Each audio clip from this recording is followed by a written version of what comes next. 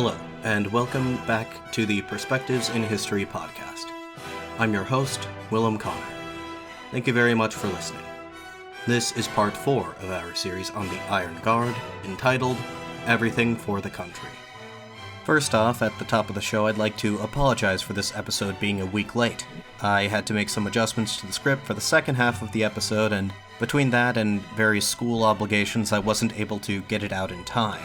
The next 2 episodes in the series should be released as scheduled, which is to say on February 28th and March 14th. Afterwards, I will begin a new series, although I'm not quite sure which one yet. In other news, I'm still working on finishing up the final episode of the Lafayette series, so keep an eye out for that when it does release. Again, my apologies for all these delays. Without further ado, let's begin. In the previous episode of our series on the Iron Guard, we brought the narrative from 1927 to 1933. These were the earliest years of the formal existence of the Legion of the Archangel Michael, the organization that would largely be conflated with the Iron Guard, although technically the term Iron Guard referred only to the paramilitary branch of the Legion. In any case, the first 2 years or so of the Legion's existence were very difficult for its members. Most of them lived communally and struggled to make ends meet. Recruitment was also rather sluggish. Ironically, it was not until the onset of the Great Depression in late 1929 that things began to improve for the Legion. That year, the organization's founder and leader, Cornelieu Zelea Codreanu, made the decision to begin openly campaigning for the support of the Romanian population. As we discussed in greater detail in the previous episode, the Legion had 3 primary constituencies: students and intellectuals, peasants, and workers. The Legion drew popular support from a combination of these 3 groups, and they utilized different strategies to win them over to their cause. In the first years of the new decade, the Legion was able to drastically increase its membership thanks to their willingness to go among the people and organize with them. However, their flagrant anti-Semitism and violent rhetoric did little to endear them to the authorities of the state. In 1931, the Legion was outlawed and dissolved, although this was just a legal fiction. The Legionaries were not about to give up so easily, and they remained determined to seek power. Using a provisional name to bypass the ban on the organization, the Legion ran several candidates in the general election of 1931, in which it won about 30,000 votes overall, but sent none of its members to parliament. Shortly afterward, Codreanu put himself forward as a candidate in a by-election, and thanks to the determined efforts of the Legion, he won by a significant margin and entered parliament. Once in parliament, Codreanu shocked his peers with his extreme proposals, including the expulsion of all Jews from Romania and issuing the death penalty to government ministers found guilty of corruption. Still, Codreanu was the sole voice of his movement in parliament, and he continued to focus the efforts of the Legion on electoral politics. Another general election was held in 1932, in which the Legion managed to more than double its share of the vote, earning about 70,000 votes this time, and sending 5 of its candidates to parliament, including Codreanu's father, Ion, and a young student named Mihai Stălescu. The Legion's electoral success was greatly concerning to the authorities, and from this point onward they began to regard the Legion as a legitimate threat not only to themselves and their positions, but to Romania's fragile democracy.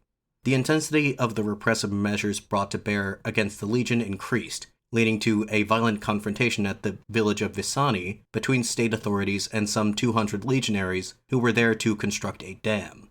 The violence to which his men had been subjected led Codreanu to state, quote, "We experienced a state of depression in which we felt that all of our reserves of patience and self-control had reached a breaking point. I realized that everything around me was cracking, and that over everything else, if one single slap in the face would occur, it would lead to irreparable misfortune. I felt like crying out from the very depths of my being, we can no longer stand it."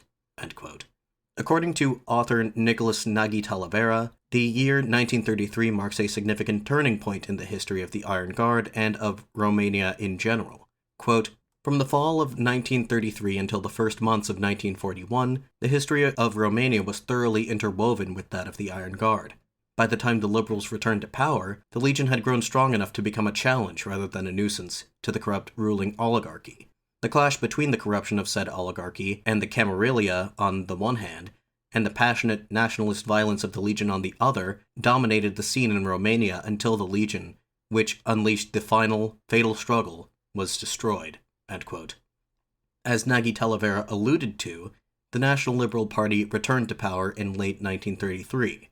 For the past 5 years, the government had been dominated alternatively either by the National Peasants' Party or by the Democratic Nationalist Party. While neither of these parties were ideologically aligned with the Legion, some of its members did harbor fascist sympathies, and as a result they were willing to tolerate the Legion up to a point. The same could not be said of the Liberals and their leader, Ion G. Duca.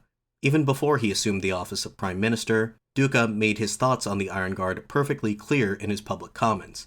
He called the Legion an anarchistic and subversive movement, and accused them of being in the pay of newly elected German Chancellor Adolf Hitler. To Duca, the Iron Guard represented a problem that he personally assumed the responsibility of solving, and that as soon as he came to power, he set to work. Now, although the Legion never enjoyed a particularly harmonious relationship with the Romanian government, Duca would initiate a new phase in this relationship that the Legionaries would refer to as the Great Persecution. Another general election, the third in as many years, was to be held at the end of December. Elections in Romania in the interwar period were usually marked by violence, but all factors indicated that the election of 1933 was to be a particularly contested one. The government prepared to utilize all the resources at its disposal to prevent the Legion from campaigning. Already the groundwork for the so-called Great Persecution had been laid earlier that year, when the Vaida Voivode government officially banned the Iron Guard for the second time. The order in question read, in part, quote, "These formations, based on principles of military discipline, dress people in uniforms and subject them to commands and battle training, with the declared purpose of provoking violence and overturning the current political order. They have recently gone beyond simple organizational activities and have begun violent protests, disturbing the peace, brutalizing peaceful citizens. In such conditions, all these formations, some independent and others operating under the auspices of the Iron Guard, have become a danger to the public." End quote. In the run-up to the elections in late December 1933, the government cracked down hard against the Legion. Across the country, police were deployed to prevent the Legion from campaigning, and it was during the subsequent confrontations between legionaries and police that 2 legionaries were killed, the first true martyrs for the cause. Then, on the night of December 9th, 10 days before the election, a mass arrest was carried out. It is reported that 18,000 legionaries were arrested in a single night. For context, according to a contemporary police report, the Legion's total membership was estimated to be around 28,000. During the roundup, it's reported that at least 8 more legionaries were killed attempting to resist arrest. Although most of those who were imprisoned were released as soon as the election was over, the Legion could not allow this affront to go unanswered. Thanks to the use of such heavy-handed tactics, the National Liberal Party won the election handily, getting over 50% of the vote and winning 300 seats in Parliament. The Legion, meanwhile, was banned from participating, even under the aegis of the Cornelieu Zelea Codreanu group. George Cantacuzino Graniturul, a general in the Romanian army and prominent legionary sympathizer, warned Prime Minister Duca that by resorting to such repressive measures, he was effectively signing his death warrant. Surely enough, on the night of December 29th, the Prime Minister was assassinated on the platform of the train station at Zelea, on his way home after meeting with the king. The 3 perpetrators, Nicolae Constantinescu, Caureana Iancu, and Doral Bilamache, surrendered themselves to authorities on the spot. After a short trial, each was convicted and sentenced to life imprisonment. The trio of assassins achieved legendary fame within the Legion literally overnight. They became known as the Picadori, a portmanteau of each of their first names. The lyrics of a popular song written from the perspective of the Picadori death squad show how their actions were celebrated by their fellow legionaries. Quote, "So many innocent deaths, we are asking for revenge. An entire people was bleeding, we could not endure any more. All 3 united we stand, and tied ourselves in a vow to avenge our comrades and save our country. The Archangel helped us to punish the guilty. No suffering scares us. We are ready to die." End quote. The assassination of the Prime Minister provoked a renewed wave of arrests, and a warrant was put out for Codreanu. The extent to which Codreanu himself was culpable for Duca's assassination is disputed. It seems unlikely that he ordered the hit himself, but it is probable that he had advanced knowledge of the plot and either expressed his tacit approval or otherwise did nothing to stop it. In any case, he did eventually endorse the actions of the Picadori. In the immediate term, however, he decided it would be best for him to go into hiding. Many of those closest to Codreanu were interrogated as to his whereabouts, including an old acquaintance of his named Stiri Siumeti. Whether he willfully kept his silence or he had no information to give is uncertain, but evidently the police exhausted their patience with him. His body, showing signs of torture, was discovered under a bridge in Bucharest. According to one version of events, Codreanu sent a message to a prominent Jewish industrialist named Max Auschnitt, threatening to have him killed if he did not find a place for Codreanu to hide. Auschnitt complied, and arranged for Codreanu to hide at the residence of a cousin of Magda Lupescu, mistress of King Carol II. In March 1934, Codreanu emerged from hiding and was put on trial for his role in Duca's assassination, although he was once again acquitted, thanks in large part to many prominent political figures who testified in his defense, including Vaida Voivode and Archangel Radu. It also helped that Duca was an unpopular figure among Romania's ruling class. Apparently, King Carol II didn't even bother showing up to the slain prime minister's funeral. The same was true of the lower classes in Romania, and the Legion experienced an upsurge in popularity following the assassination, an upward trend that would continue through the mid-1930s, due at least in part to the policies of the liberal government. Ion Duca was succeeded as prime minister by a man named George Tatarescu.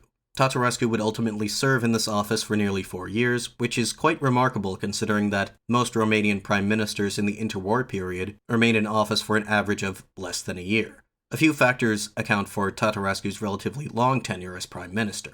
For one, his economic policies helped facilitate Romania's recovery from the worst effects of the Great Depression. That said, Tatarescu's economic program of forced industrialization did place a heavy burden of taxation on the peasantry.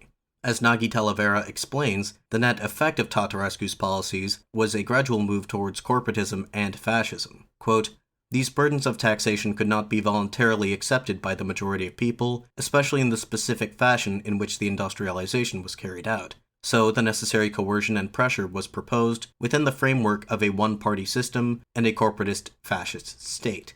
End quote.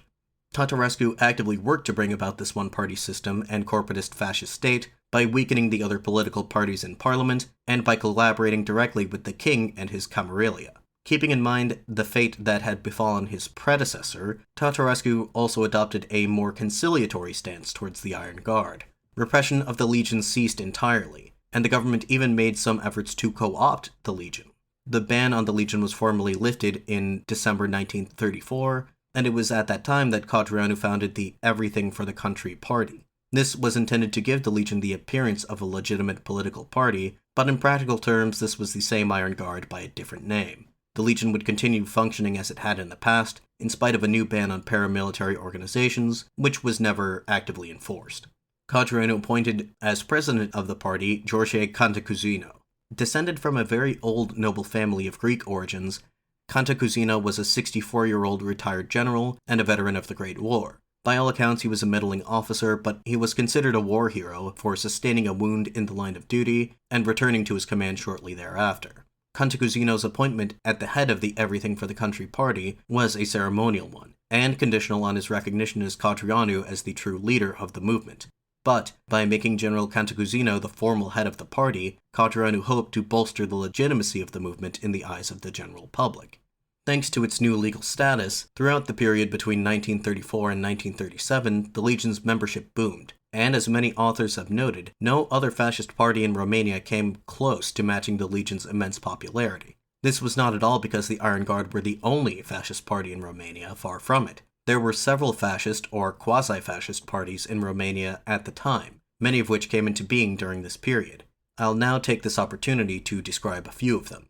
One of these parties was the Romanian Front, which splintered off from the National Peasants' Party in 1935. The main personality of the front was former Prime Minister Alexandru Vaida Voivode. Prior to the creation of this new party, Vaida Voivode's fascist sympathies had hardly been a secret. Historians describe the front's platform as soft fascism.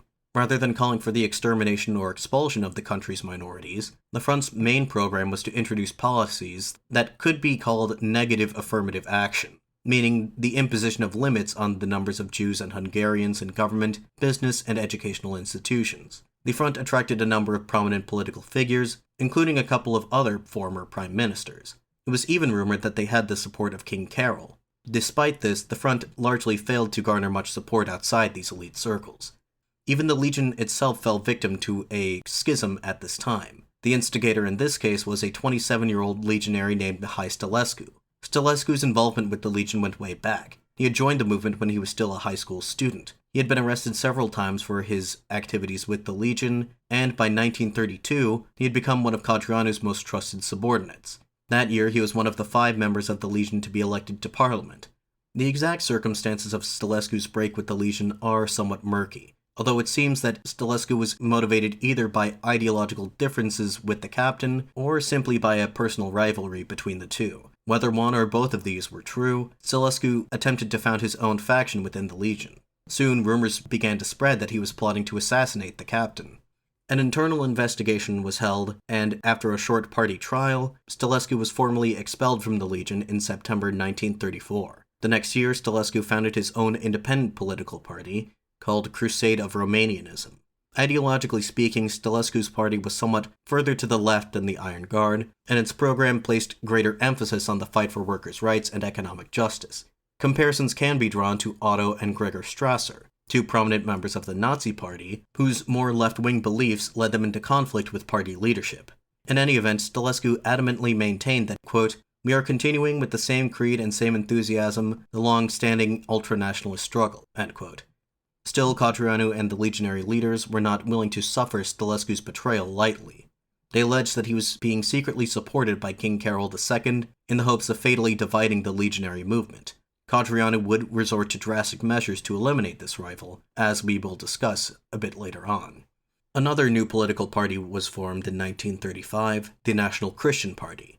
This was the result of a merger between the National Christian Defense League, or the LANC, led by Professor A.C. Cuza, and the National Agrarian Party, led by the famous poet Octavian Goga. Now, Cuza is a character that we've obviously been introduced to already, but I don't believe that we've talked about Goga at all yet. As I mentioned, Goga was a poet, and allegedly he was a rather talented one at that, but so far as I can tell, none of his works have been translated, and as I cannot read Romanian, I cannot judge for myself. A socialist in his university years, after the Great War, Goga became an enthusiastic convert to fascism. Initially, Goga had been affiliated with the National Peasant Party, but broke with their leader Avorescu in 1932 to form his own party. Unlike his former associate, Vaida Voivod, Goga was rather explicit about his anti-Semitic beliefs. More than that, his xenophobia extended nearly to all minorities within Romania, especially Hungarians and Ukrainians. Notably, he did not suggest that the country's sizable German minority should be targeted. This is almost certainly because at this juncture, Goga was the recipient of support from the Foreign Office of the Nazi Party, which, as you'll recall, this exact allegation was used against Codreanu in the past. While it is true that the Iron Guard did have some limited connections to the Nazi Party, at this point the Foreign Office under Alfred Rosenberg favored Goga over Codreanu primarily because it was believed that should the Iron Guard take power, they would not spare the Germans of Romania from persecution. Goga, on the other hand, was deemed quite more malleable towards German interests. As Nagy Talavera explains, quote, "As far as Romania was concerned, the Nazis were more interested in a subservient, stable, and anti-Semitic government than in a group of nationalist mystics and social revolutionaries who promised them only internal upheavals and conflicts of interest." End quote. Between the two of them, Goga and Cuza's parties had won approximately 9% of the vote in previous elections, giving this new party 18 representatives in parliament. Like the Iron Guard, this new party adopted many of the trappings of fascism, such as the use of the swastika as the party symbol, and blue shirts as their unofficial uniform. They even had their own paramilitary wing, called the Lancieri, or the Lance Bearers. In the period between 1935 and 1937, the Lancieri engaged in more anti-Semitic street violence than their rivals in the Iron Guard, although these attacks were almost always attributed to the Legion regardless. The Iron Guard's leadership saw the Goga-Cuza party as the closest to their own, ideologically speaking, and vice versa. Because of this, relations between the two groups were poor from the beginning. Codreanu blacklisted all members of their party from joining the Legion, while Cuza leveled the incredible accusation that the Iron Guard, quote, "do not deserve to call themselves anti-Semitic," end quote. As I said, no other organization was able to compete with the Legion for the hearts and minds of the masses. Benefiting from its new legal status, the Legion only continued to grow in its membership. Specific numbers are difficult to ascertain, but it is estimated that the Legion stood at about 28,000 members, according to a police report dated December 1933. By December 1937, its membership allegedly stood at 272,000.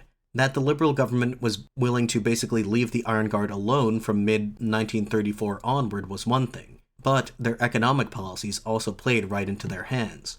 If it can be said that Romania's government was beginning to assume a fascist character at this juncture, then the particular brand of fascism being promoted by the government was of a much different character compared to the agrarian populism espoused by the Legion. Nagy Talavera describes the plight of the Romanian peasantry in these years. Quote, "On one hand, the government promulgated ever-improved moratoriums on peasant debts.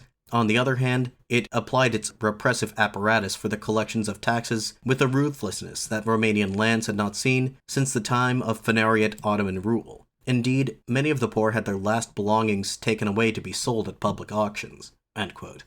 The peasants, dispossessed of what they owned, looked for answers that the government itself was incapable of providing. These answers were found in the Legion's economic populist messaging. With the founding of the Everything for the Country party, Codreanu refocuses efforts once again. Now that armed struggle with the government was no longer necessary, the Legion could once again portray itself as a constructive force rather than a destructive one. The primary method of doing this was through the creation of work camps. Previously, the Legion had attempted to organize local building projects through the country, although these efforts were more often than not shut down by the authorities. Beginning in 1935, new legionary work camps began to pop up across the entire country, repairing roads, bridges, churches, and other structures, constructing dams, and digging wells, among other similar activities. In his History of the Legionary Movement, Horia Sima offers the following description of how these work camps were organized. Quote, "During the summer of 1935, following the foundation of the All for the Fatherland party, the number of work camps had grown from 5 to 20. In addition to these camps, there grew up what were called work sites, and these were altogether more numerous. A work camp had a certain number of men, beginning at 30 and rising to 300. It had to last at least a month, usually 3 months, and its purpose was to achieve something of importance: a school, a church, a dike, a road, a house of rest, or almshouse. Given the size and difficulty of setting up a work camp, it could only be established with the assistance of the departmental legionary structure. A work site was made up of at least 5 people and had to last at least 5 days. The work to be achieved was of more modest proportions: to repair a bridge in a valley, clean up a cemetery, clean out a cesspit, renovate the house of a poor peasant, and so on.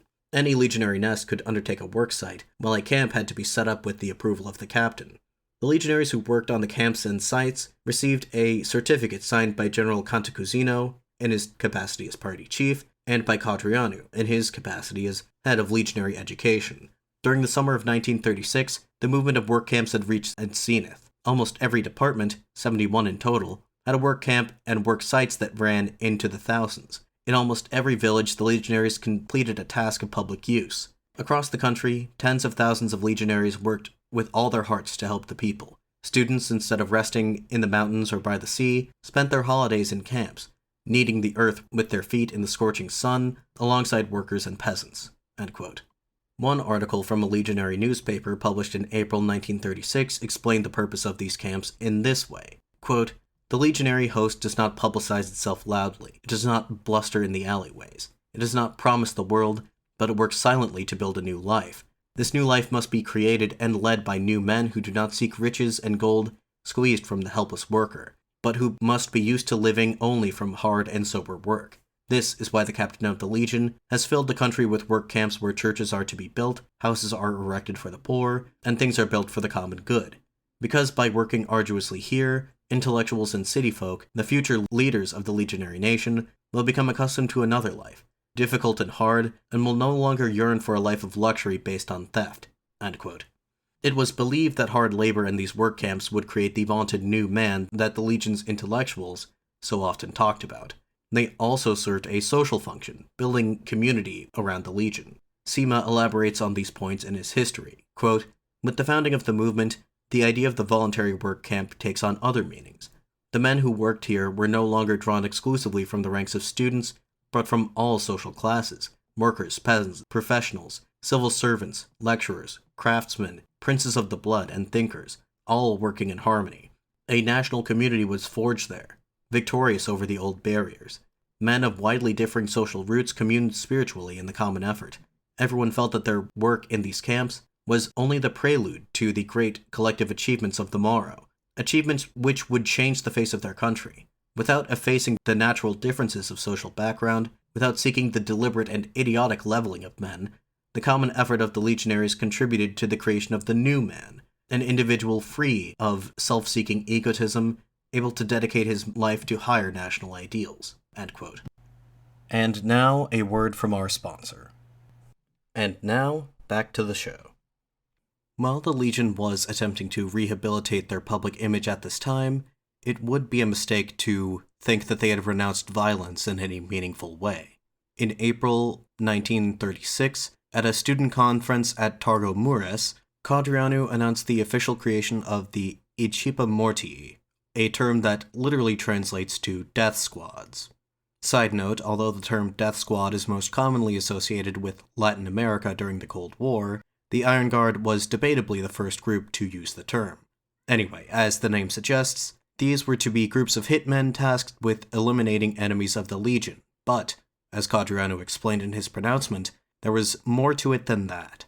The Legionary death squads were intended to embrace death, both in the sense that they were willing to deal it out, and, if necessary, to receive it. Quote, "The death team is the expression of these inner feelings of legionary youth throughout the whole country, to receive death, and its determination to go forward through death." End quote. This attitude towards death has been present in the Legion's ideology from the beginning, and already we'd seen them employ these tactics in the assassination of Prime Minister Ioanid in 1933. Now, Codreanu sought to turn the death squads into a formal institution of the Iron Guard. Their first target was Mihai Stălescu, the former legionary who had defected from the group in 1934 to form his own political party, the Crusade of Romanianism.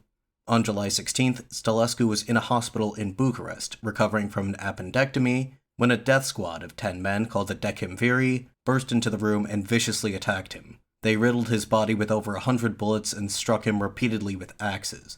They were alleged to have cheerfully sung legionary hymns as they committed this crime, and they willingly gave themselves up to the authorities afterwards.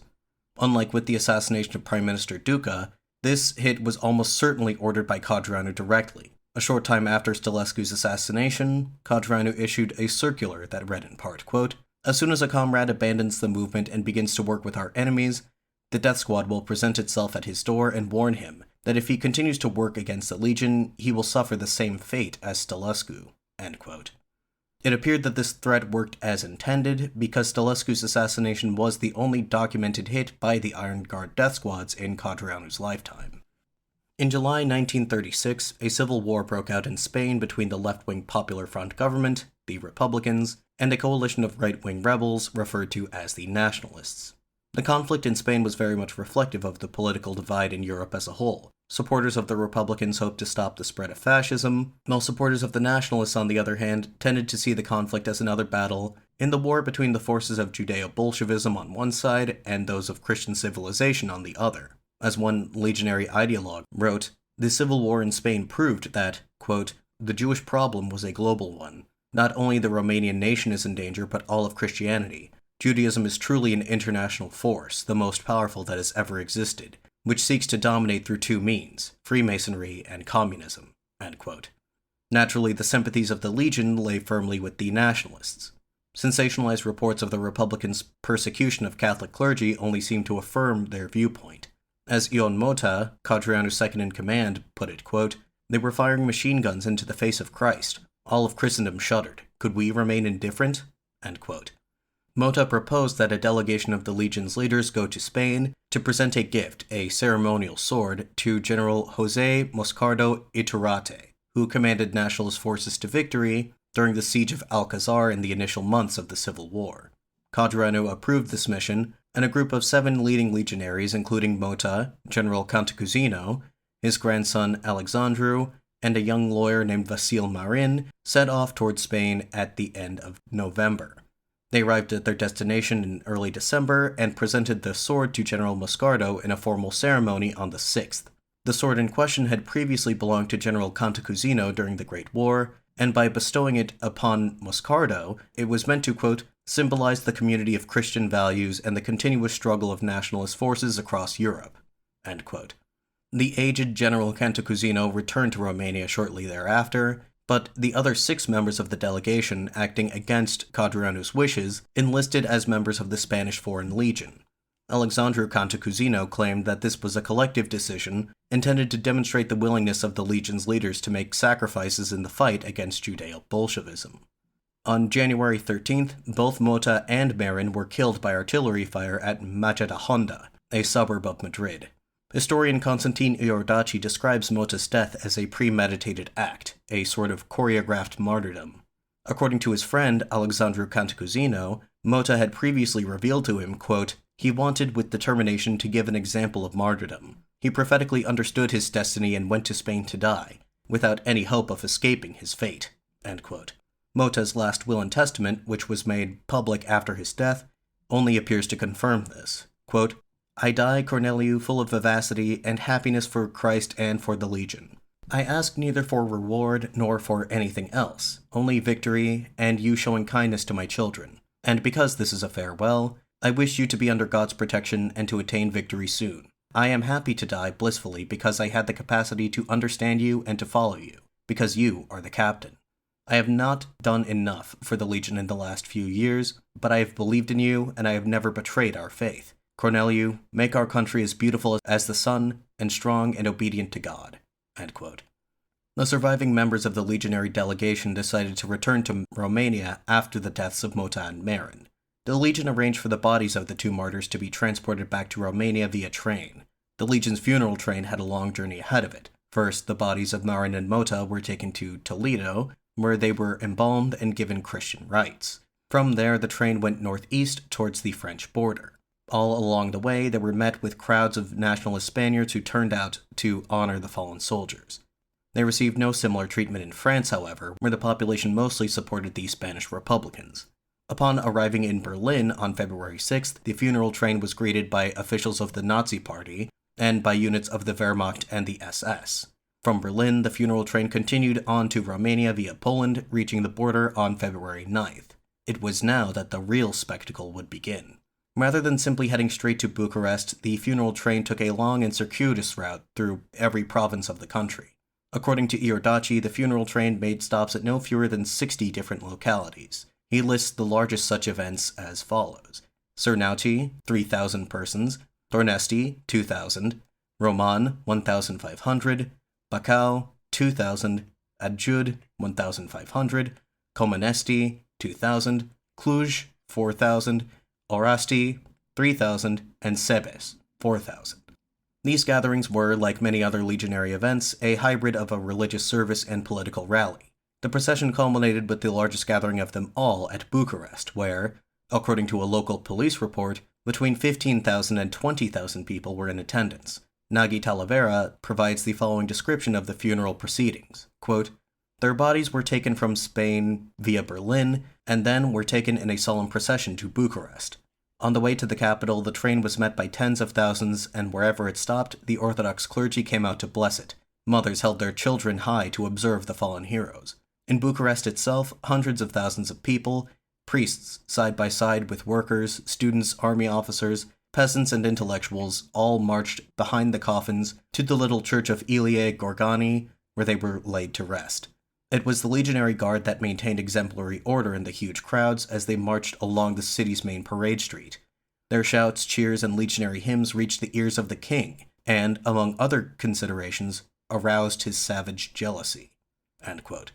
Again, these funerary proceedings invariably involved some sort of religious service, and were often accompanied by speeches made by legionary orators, at the end of which the assembled members of the Legion would swear the following oath. Quote, "I swear before God and our holy sacrifice for Christ and the Legion, to break with all earthly joy and to renounce human love for the resurrection of my people, and to always be ready to die."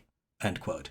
Apparently, amidst this emotionally charged atmosphere, even those who were not members of the Legion or affiliated with the Everything for the Country party also participated in swearing this oath. Speaking to the significance of this event, Legionary sympathizer Mihail Sturza writes, quote, "The return of the legionaries who had fought in Spain, the transport of the mortal remains of those who had fallen there, and their funeral in Bucharest started a commotion in Romania's population such as the country had never known. It was not only the peasants kneeling along the railway tracks, bearing the caskets of Ion Mota and Vasil Marin from the frontier to the capital. It was the entire Romanian nation that was bowing low in deep and silent communion before the sacrifice of these valiant warriors. The Romanians were living through one of those unique moments in the history of any country, when the virtues of the nation, so often obscured by ambition, passion, enmity, or indifference, reappeared suddenly in all their imperishable vigor.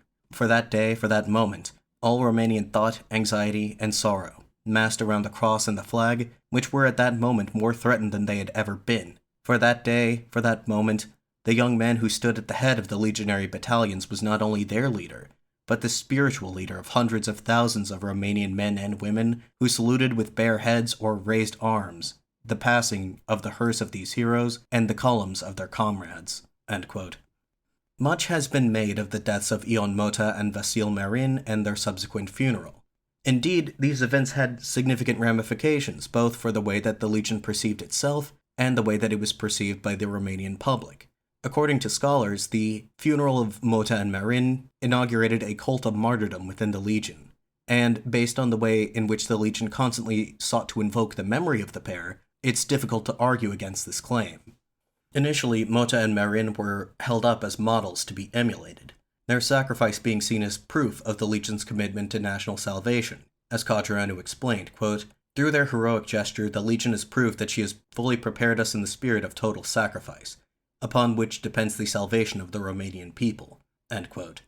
In January 1938, on the one-year anniversary of the deaths of the martyrs, Codreanu founded the Mota Marin Corps, an elite unit of the Iron Guard, which some historians describe as the Legion's equivalent to the German Schutzstaffel. Codreanu summarized the ethos of this new formation, and of the Legion's leadership more broadly, in a speech, quote, "This is why you are going to swear that you understand that being a legionary elite in our terms means not only to fight and win, but it also means above all a permanent sacrifice of oneself to the service of the nation, that the idea of an elite is tied to the ideas of sacrifice, poverty, and a hard and bitter life, that where self-sacrifice ends, also ends the legionary elite." End quote. Membership in the Mota Marin Corps was restricted by a highly selective recruitment process. Candidates were meant to embody the spirit of suffering and self-sacrifice that the captain described. During the initiation ceremony, which took place at the grave of the martyrs in Bucharest, the initiates were made to swear an oath, the words of which were adapted directly from Mota's own writing, ending with the words, quote, "I am ready to die. I swear it." End quote. In time, Mota and Marin came to be seen as saints to be venerated. The Legion's ideologues drew comparisons to the Romanian soldiers who fell in the First World War, and later to the martyrs of early Christianity. Codreanu distributed orders to the Legion's nests to, quote, "direct their daily prayers to those who have sacrificed themselves for the legionary faith and movement, first and foremost to the two saints of our movement, Ion Mota and Vasil Marin, who willingly sacrificed themselves for the glory of God and of the Legion." End quote. Some even went so far as to ascribe to them certain supernatural characteristics. Alexandru Cantacuzino wrote of them, quote, "The sanctified souls of Mota and Marin have a tremendous power, which guards our borders and national patrimony. Through their death, they shook the Romanian people. They sacralized the legionary faith and strengthened it." End quote. Like many other saints, the gravesite of these two legionary martyrs became a sort of shrine, a pilgrimage site for adherents to the ultranationalist faith. As one legionary named Ilie Tudor recalled, quote, "Every day bunches of flowers were brought to the graves, and like always the next day they were replaced with fresh ones. Youth groups from all over the country arrived in pilgrimage to the graves of those who had sacrificed their lives on Spanish soil in the service of Christ's faith and of the glory of his church. They would stop for a few moments to light a candle, deposit their flowers, and worship, and they went away with watery eyes. This happened on a daily basis." End quote. Outwardly, the Legion sought to utilize the memory of Mota and Marin for propagandistic purposes. The funeral itself was a prime example of this.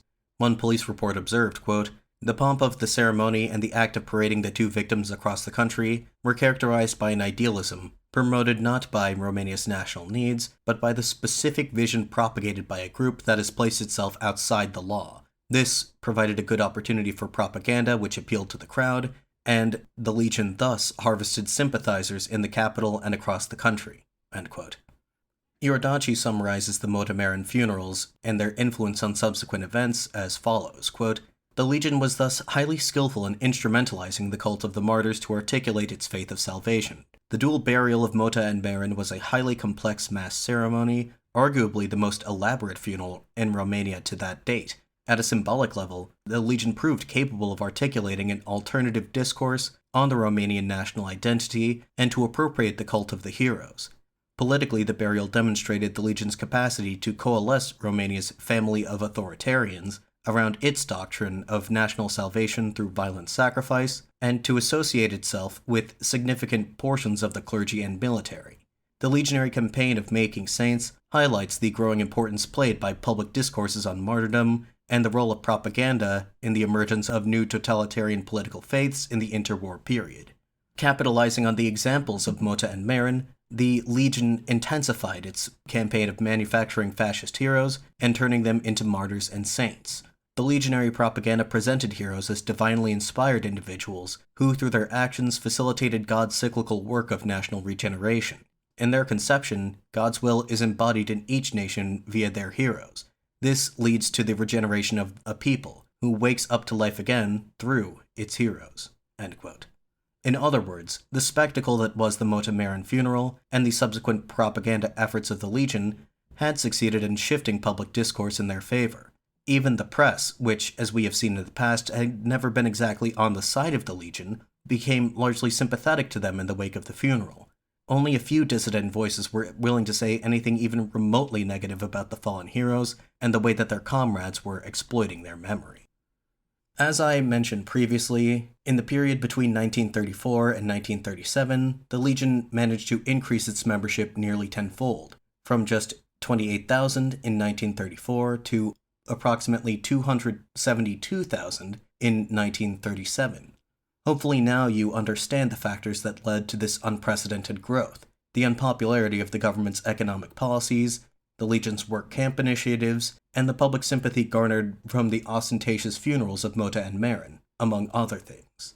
One powerful figure in particular viewed the Iron Guard's rise to prominence with concern, that figure being the King of Romania, Carol II. Now, it's important not to lose sight of the fact that Romania was, in fact, still a monarchy at this time. I've made references to King Carol II a few times throughout this episode, but I have yet to properly introduce him, so here I think is as good a place as any. Prince Carol of Hohenzollern-Sigmaringen was born in 1893 to Crown Prince Ferdinand and his wife, the British-born Crown Princess Marie. Carol had a dissolute reputation from a young age. Already in his teenage years, his primary interests appeared to be drinking, partying, driving fast cars, and chasing after women. His great-uncle, King Carol I, tried to straighten out the young prince by sending him to a military academy in Germany, but to no avail. During the Great War, Carol, by then the crown prince after his father ascended to the throne, deserted his army unit to elope with a woman named Joanna Lambrino, also known as Zizi. This was especially scandalous because, per the Romanian constitution, members of the ruling dynasty were prohibited from taking local spouses. The marriage was annulled in 1919, and 2 years later, Carol, at the behest of his parents, married his second cousin, Prince Helen of Greece and Denmark. The pair had one son, Michael, who was born the same year. This did little to deter Carol from his womanizing. A short time later, he became smitten by a woman named Elena Lupescu, another commoner. By 1925, he was living with Lupescu more or less openly, but he could not marry her even if he divorced his wife, as, again, the Constitution forbade it. Yielding to public pressure, Carol renounced his right to the throne on December 28, 1925, in favor of his then 5-year-old son, Michael. King Ferdinand I died in 1927, and young Michael assumed the throne, with a regency council governing in his stead until he came of age. In 1930, tensions between the ruling National Peasants' Party and the Regency Council, which was aligned with the National Liberals, led Prime Minister Ioanid to invite Carol to return to Romania — he had been living in Paris for the past 5 years — and to take the throne from his son. The reason why I feel the need to go into such detail about the king is to give you an idea of his character. King Carol II was hedonistic, immoral, opportunistic, deceitful, and cynical.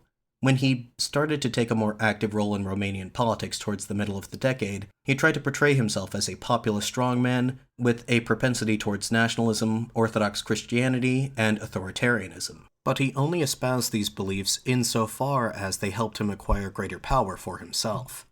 The champion of the common man routine was also a sham. The king was corrupt to an absurd degree. He had close personal relationships with the country's most wealthy industrialists and business magnates. He owned stock in almost every major Romanian company, and always insisted on taking a cut of every state contract for himself. He deposited a massive amount of wealth in foreign bank accounts under the assumption that he would need it in the event that he was deposed and exiled again.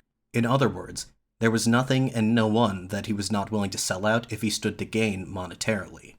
In Chapter 5 of his book Balkan Ghosts, author Robert Kaplan describes one incident in particular that speaks to this in a profound way. Quote, "In 1940, knowing that the Bulgarians were about to assert sovereignty over southern Dobruja, Carol sold the late Queen Marie's summer home, where his mother's heart lay buried in a golden urn, to the state. After receiving the $250,000 payment, he then negotiated the transfer of the territory to Bulgaria." End quote. Carol's avariciousness might have been only surpassed by that of his mistress, Magda Lupescu. Like her paramour, Lupescu had an insatiable appetite for luxury goods, clothing, jewelry, and so on. She maintained her extravagant lifestyle through shady business dealings of her own. However, unlike Carol, she did not even pretend to care about the affairs of state or the well-being of the common people. Lupescu's conduct in and of itself was sufficient to make her an object of public hatred, especially when the country was still dealing with the effects of the Great Depression. But there was also the problem of her origins. Elena Lupescu was Jewish. In truth, it was more complicated than that. Both of her parents were Jewish converts to Christianity, and she was baptized into the Catholic Church. According to the laws in place at the time, she would not have been considered Jewish in any legal sense, but this was immaterial to her critics. As we discussed in the first episode of this series, conversion to Christianity did not guarantee that one would no longer be perceived as Jewish, especially in an era where anti-Semitic beliefs were more prevalent than they had been for quite some time. Nagy Talavera summarized Madame Lupescu's reputation in the following way, quote, "Apart from her indirect yet effective meddling in politics, the presence of a Jewish mistress at the side of their king, a mistress who drove away their beloved Queen Helen, had a profound effect on the deeply mystical, religious, and anti-Semitic Romanian population. The female Jewish serpent became the symbol of absolute evil, a viper that would strangle their country." End quote. Political opponents of the king, especially those on the far right, tended to attribute more influence to Lupescu than she actually had, portraying her as the mastermind and Carol as the hapless puppet of her schemes. This would be overstating the case. Lupescu's close relationship with the king did allow her a great degree of political influence, but she only ever wielded it in order to advance her financial interests. The king had a political agenda of his own, and it was a fairly straightforward one. He sought to systematically do away with all political parties and assume total control over Romanian politics. Carol harbored a strong dislike for liberal democracy, which he saw as an imposition from the West, which was unsuited to the realities of Romania. Quote, "The reason for the political and spiritual crisis of Romania is to be found in the spell of Western ideas and reforms, which were the product of a different tradition, and of different economic, historical, national, geographic, and moral conditions. Our political life must pay for this original sin of lies, and this original sin encompasses all spheres of our public life, our culture, the economy, our civilization. All of these resemble a distorted framework, not fitting into the essential content of those truths which come from the distant past, from the very depths of our existence." End quote. One might just as easily imagine these words coming from the captain. Indeed, Carol's beliefs, insofar as it can be said that he possessed any, were compatible with the fascists, save for one crucial difference. He was not an avowed anti-Semite, at least not personally. He was more indifferent to the Jews than anything else, but at the same time, he had no qualms in collaborating with fascists to further his own ends. To that point, Carol tolerated the growing influence of the Legion of the Archangel Michael for years, even going so far as to offer them financial support. He did not wish for them to come to power, but he did see them as a useful tool to weaken the more established Romanian political parties, namely the Liberals and the National Peasants. By 1935, however, Carol began to worry that he might not be capable of keeping the Legion in check. Hoping to mobilize support for the monarchy, and undermining the Legion in the process, Carol created a fascist youth organization called the Motherland Sentinels. Modeled consciously along the lines of the Hitler Youth in Germany, the organization oversaw scouting, sports, and other recreational activities for Romanian youths. Membership was obligatory for boys aged 7 to 18 and girls aged 7 to 21. The organization was also entirely subsidized by the government, which led to a corruption scandal ending with the suicide of its presidents. However, the Motherland Sentinels failed to arouse the same ardor among the youth as the Iron Guard. Try as he might, Carroll struggled to replicate the success of the Legion, and so he made one final attempt to subordinate the movement to himself.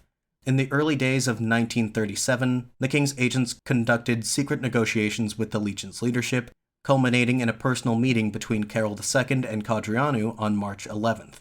Codreanu provided his own account of the meeting. Quote, "The king told me that he sympathized very much with our movement, and he intends to dismiss the government and to inaugurate an absolutist personal regime based on the legionary movement. The king asked me to proclaim him as captain of the movement. I would then become his lieutenant, and he would name me head of government. I replied to them that I am very happy for the goodwill with which he considers our movement, and I am very flattered by his favorable, even exaggerated comments he voiced about me personally, but I could not accept his offer. I believe that enthusiasm and discipline are not yet enough for assuming the responsibility of governance. We are not yet ready and we do not have experience. Concerning the question of leadership, we regard the king as a factor situated above, an arbiter over us all, but we cannot proclaim him as the chief of our movement or of the party. Since the Legionaries have sworn their faith to me and not to another, this faith, this attachment, cannot be made into an object of political transaction. Carroll tried to convince me that I saw things in the wrong light, but although he talked to me for quite some time, bringing various arguments in support of his thesis, he failed to convince me." End quote. Codreanu's refusal of the king's terms reveals much about the nature of leadership in the Legion. Codreanu saw himself, not unjustifiably, as the one person who was capable of holding the Legion together. To him, the position of captain was something more. There was a certain spiritual quality to it that could not be simply transferred over to a different person on a whim. In more practical terms, Codreanu must have doubted that the men and women of the Legion would be willing to accept King Carroll as their new leader, especially considering the criticisms of the king and his camarilla that Codreanu had voiced publicly. Codreanu's refusal to hand over the leadership of the Legion to the king might very well have marked him for death, because if Carroll II could not control the Legion, he would go to great lengths to destroy it. In the estimation of historian Richard Crampton, there was one public statement in particular which sealed his fate. Later that year, Codreanu gave a speech in which he offered a rare pronouncement about his beliefs regarding Romania's foreign policy. Quote, "I am against the great Western democracies. I am against the Little Entente and the Balkan Entente. I have no use for the League of Nations. Within 48 hours of a legionary victory, Romania will have a close alliance with Rome and Berlin." End quote. According to Crampton, despite the Constitution granting the Prime Minister the power to make foreign policy decisions, in practice matters of foreign policy were the jealously guarded prerogative of the king. And as for Carroll himself, he was very much in favor of maintaining Romania's historical alliance with France. He interpreted Codreanu's speech as a direct challenge to his authority, and from that point forward, he made every effort to destroy the upstart captain and his movement. The inevitable confrontation between the king and the Legion would take place against the backdrop of a new round of elections scheduled for December of that same year. 4 years had passed since the last general election, and all signs indicated that the surge in popularity the Legion had seen in the past years would translate into massive electoral success.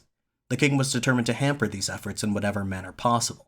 At the beginning of the campaigning season, there appeared to be 4 main parties in contention: the incumbent National Liberal Party, which was split between 2 factions, the National Peasants' Party led by Ioanid, the PNC of Goga and Cuza, and of course, the Legion, under its political front, the Everything for the Country Party. Prior to the elections, Codreanu entered into an electoral coalition with the National Peasants' Party, after apparently coming to some sort of understanding with the party's leader, Maniu. Later on, they were joined by a dissident faction of the Liberal Party, led by George Bratianu. The 3 parties in this coalition did not have much in common, ideologically speaking, and they refrained from endorsing each other's platforms. But what they did share was an outward commitment to ensuring a free and fair election. In other words, they hoped to prevent the government from utilizing its usual methods to manipulate the results. Undeterred, the government placed cumbersome restrictions on campaign activities, banning marches and mass rallies. This time around, Codreanu encouraged his followers to comply with the government's decrees, the stated purpose being to, quote, "show the Romanian people the spirit of legality and righteousness which animates us," end quote. Whether Codreanu truly did wish to demonstrate a stance of moral superiority against a corrupt government, or if he was simply afraid of provoking said government, is not clear. In either event, many legionaries found loopholes to continue campaigning, or in some cases disregarded the captain's orders entirely. The election was marked by violent clashes between the Iron Guard and the Cousist Lancieri. Of the 4 primary contenders in these elections, debatably 5 if one counts the opposing factions of liberals as 2 separate parties, the king's sympathies lay with the PNC of Goga and Cuza. At least this is what Codreanu believed when he claimed that, quote, the Cousists are only a different face of the government, end quote. Whether or not the PNC was receiving aid from the king is an open question, but as we will see, they will be greatly aided by him in the near future. Unfortunately, though, this is where we will have to leave the narrative for now. I apologize for leaving things on a cliffhanger like this, but in the next episode we will cover the results of the 1937 election, as the power struggle between the legionary movement and the king would begin in earnest. In the meantime, if you have any questions, comments, or concerns, I encourage you to direct them to my email address, perspectivesinhistorypod@gmail.com. I always enjoy hearing from listeners, so your messages are more than welcome. I also encourage you to check out the show's website and to support the show by either purchasing some used books from me or by leaving a review for the podcast on your listening platform of choice. Anyway, that will do it for now. Until 2 weeks from now, this has been the Perspectives in History podcast. Thank you very much for listening. I'm your host, Willem Connor, signing off.